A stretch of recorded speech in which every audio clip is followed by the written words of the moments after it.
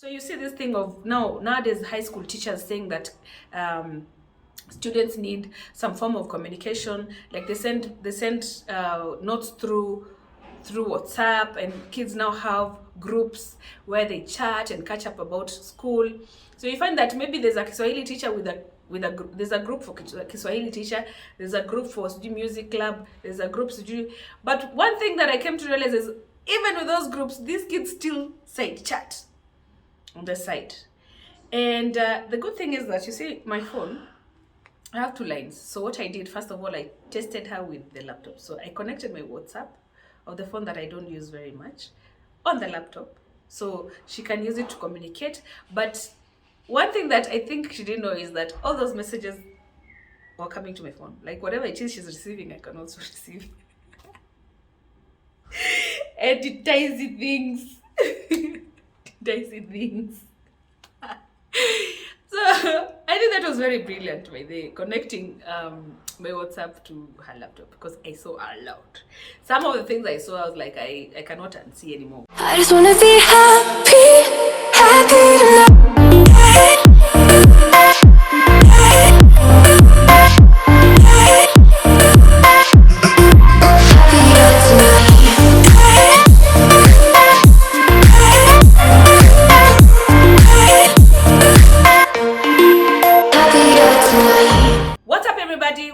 Welcome back to Rita's World. My name is Rita, and in this channel I get to share with you videos about motherhood, lifestyle, travel, and food. If you're new to this channel, welcome, and don't forget to subscribe. And if you're already part of Rita's World, keep it locked. So, what's happening in Rita's World this week? If you already follow me on Instagram, you know that this is the first time that my daughter Edna is going back home to visit her mom for a long time. Like, she always visits, but this is the first time that she's actually going home, and we are sad that she may not come back, because now after this she might go to college or university and get married and have kids and all that. So we're at that point in our lives where one of us is leaving the nest, and we are really sad. So if you already don't know about who I'm talking about, Edna is my daughter, who I have been her foster mother for the past 4 years and some months, almost 5 years. And she's my cousin. She's a daughter to my late uncle. And if you want to know more about that story, it's part of the videos that I did for Mother's Day last year. So in the spirit of Mother's Day this year, I want you to do a video of how I've managed to raise a teenager. And as all of you know, obviously, I was a very troubled teenager, and this is something that I was very skeptical about, like taking her on board and taking care of her and raising her. And I knew this was going to come with a lot of backlash, a lot of judgment, a lot of side eye from a lot of people. But I took on this responsibility, and I promised her mom that I was going to see her through to high school, which I have successfully done. I thank God. And just based on that, and in the spirit of Mother's Day this weekend, I wanted to share with you guys some of the few things that have really helped me raise a teenager. So guys, as I always say, these are my personal experiences. They don't really have to work for you. They don't really have to tick a certain checklist. These are just my personal raw experiences with a teenager. So guys, you can pick what you feel might work for you, and if it does, all the best. And also, I hope you learn something from my experience. Okay, let's get to it. Number 1, listen to your child. Teenagers have this thing of not communicating very well. Like when they're going through certain emotions or certain phases in their lives, they don't like to communicate, like talk about it. So you'd see someone coming home and they're not talking to you that day, they're just moody. In those moments when they're trying to communicate but not actually communicating, those are the moments that I try to, break through that wall and just find out what it is that is going on in their lives. So like for me, every other time, maybe I would notice her mood has changed, or she looks, she's acting different, or she's being a bit aggressive. I'll try to talk to her, like, what is it? What are you going through? What is going on in your life right now? Is school okay? Are your friends okay? And then also reassuring her that she can always talk to me about anything. Those moments when they don't actually talk, those are the moments that you really need to close in on them and try to have a conversation. Try to break that wall, whichever way works for you. Get to know her friends. You have to know your children's friends. Like, I remember when Edna was like in Form 1, I had to close in on her. I had to know who her friends were. And I even had to exchange numbers with the parents of those friends so that when she says she's going to visit her friends, I have to check in with the parent just to, keep tabs. Is she there? Did she visit? What time did she leave? I don't want to ask her directly because I don't want to agitate her. I don't want to feel like I'm all in her space. So get to know their friends, and if possible, get to have contacts of these friends' parents. And also try to do your due diligence. Find out more about these friends. What type of people are they? How do they perform in school? What is their influence on your child? Like, I think Edna's friends were like a group of 6 girls who were always almost topping class. I think they are the top of their classes, and I was very happy with her choices because these are friends who used to like motivate her and push her to be a better student, and that was really good. I actually used to even check in with her teachers. When she tells me this is my friend, and this is I could go to the teachers when you're doing those, they're called academic days, when you're going from teacher to teacher with your books and your teacher tells you about your child. I used to side chat with her class teacher. We had a very good relationship. I used to side chat with her teacher and just try to find out who are these girls, what kind of students are they? Are they troublesome? Are they good girls? And for Edna's case, actually her friends were among the top in her class. And behavior-wise, I had nothing like negative from the teachers about her friends. So I was very confident about her decision. So try to get to know your children's friends. Try to keep them engaged. So this is how I do that, or this is how I did that. Teenagers' minds race. It's like 1,000 kilometers per hour. And if you don't find something to keep them busy, their minds tend to think about a lot of things. So for Edna, she used to have a routine when she's at school and when she's at home. She used to know when she wakes up what she's supposed to do, when she goes to sleep what she's supposed to do. When it's during school, she knows like when she comes back from school what she's supposed to do. So always give them a routine to keep them engaged. Also, on that note, if your child is good at something, say sports or some activities or art, this is the point where you try to engage your child as much as you can when they're free. Like I think Edna was in drama school, or is it music club? Some clubs that she joined that used to keep her really engaged when she was in school. So that really helped. Teach your child some responsibilities. The girl who is leaving my home this time is not the same girl who walked into my house. I have taught her some responsibilities that I believe are going to help in years and years to come.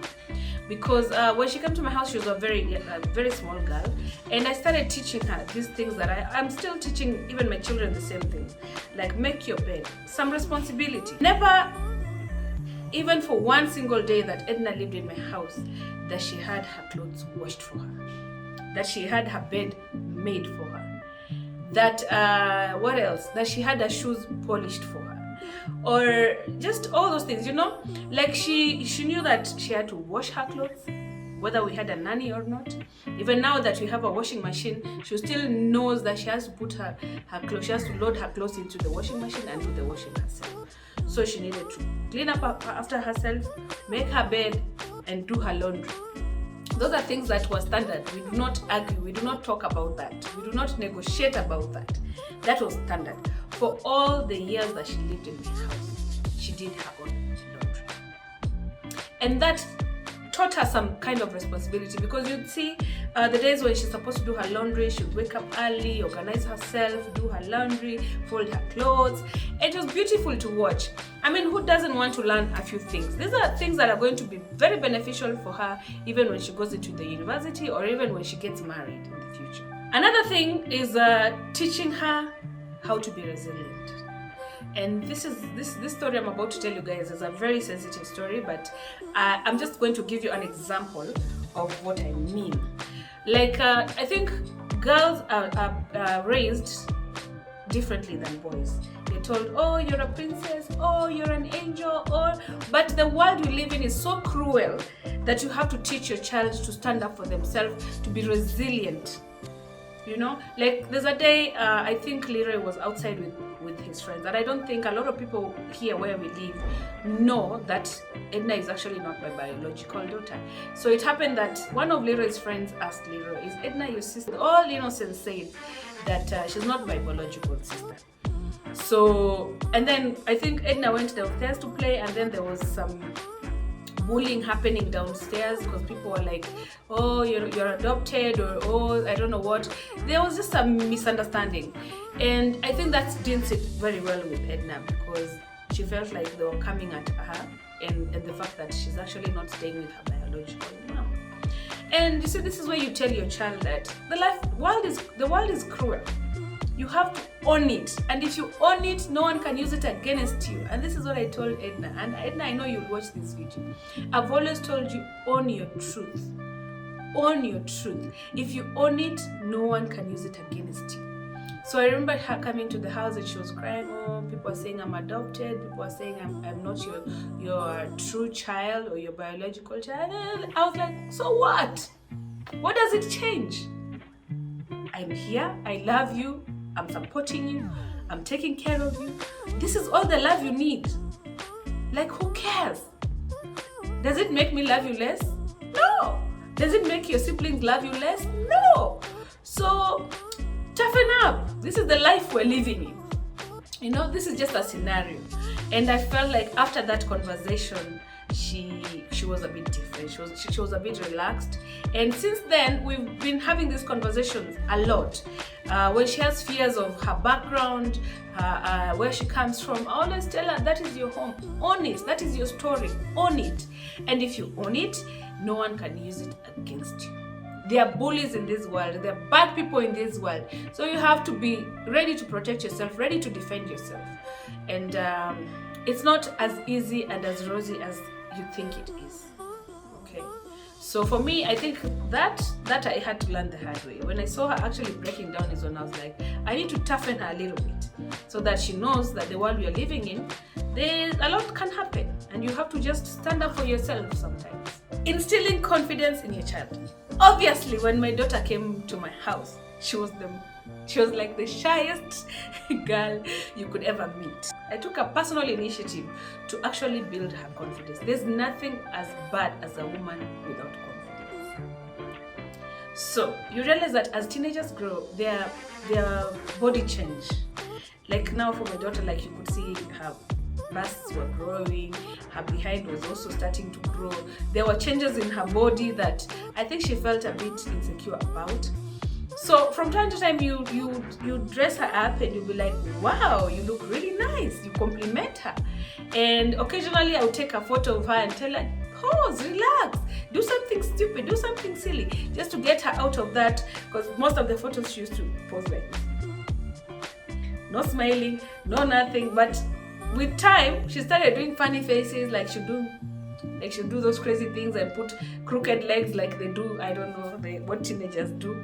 And you could see slowly her personality is starting to come out, and she started developing some kind of confidence. So you try to push them to come out of their comfort zone, to be a little bit confident. I think I've done a good job because Edna now is very confident.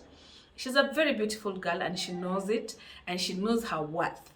And that for me, I feel. Another thing is, do not let technology take over your parenting. Or in this case, do not let technology take over your child. I know nowadays it's so easy for us to give our kids tablets, hand over, you know, like if your kid is throwing a tantrum, you pass on a tablet and you're like, sort yourself, you know. But it is different for a teenager because, like for me, I tried this. Let me tell you, Maina, I tried it. And I ended up taking away the laptop and the phone because for me, this is big. Like, Edna is not my biological child, and there are a lot of eyes on me, and this had to work. And maybe what I did was not the best. Maybe I would have handled it different. But it is a decision I had to make, and I am okay with it. Because now she has finished school. She can own a phone, she can own a laptop, she can do whatever she wants with her gadgets.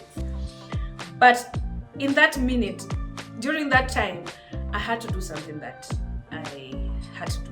I had to do something to stop what was happening. So you see this thing of nowadays high school teachers saying that students need some form of communication, like they send notes through WhatsApp, and kids now have groups where they chat and catch up about school. So you find that maybe there's a Kiswahili teacher there's a group for Kiswahili teacher, there's a group for music club, there's a group but one thing that I came to realize is even with those groups, these kids still say chat on the side.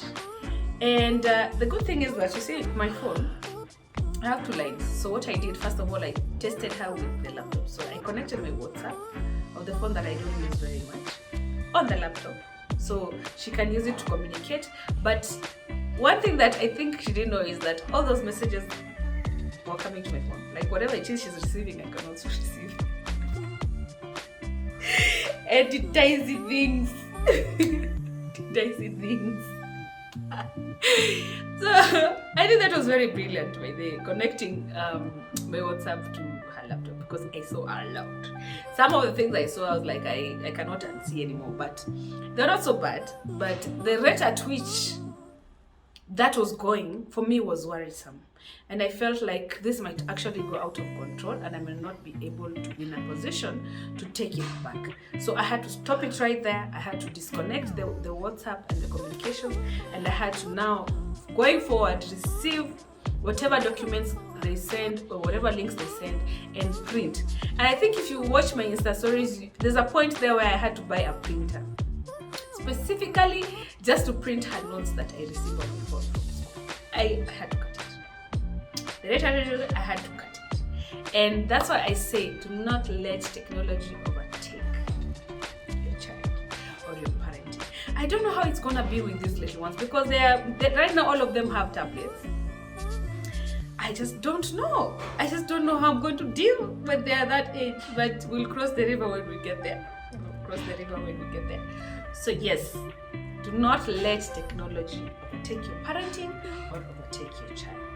Another very uncomfortable thing is talking to your children about sex.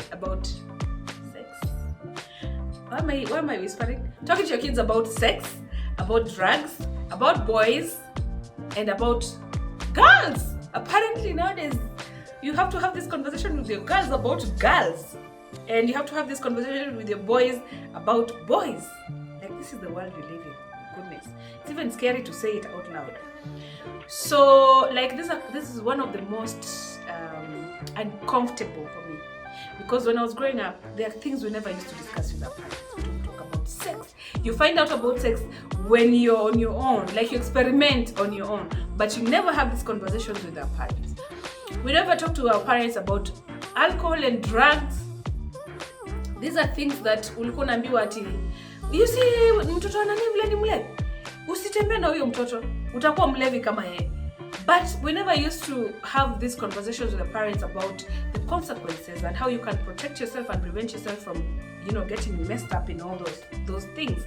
So for me, I tried as much as possible to talk to my daughter about all these things: alcohol, drugs, boys, girls. Nowadays, it's becoming a trend, and I feel like sometimes we assume that these kids know these things.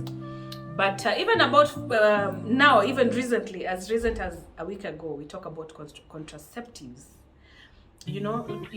About sex, you talk about contraceptives, you talk about the consequences, like there's HIV, there's STDs, all those things.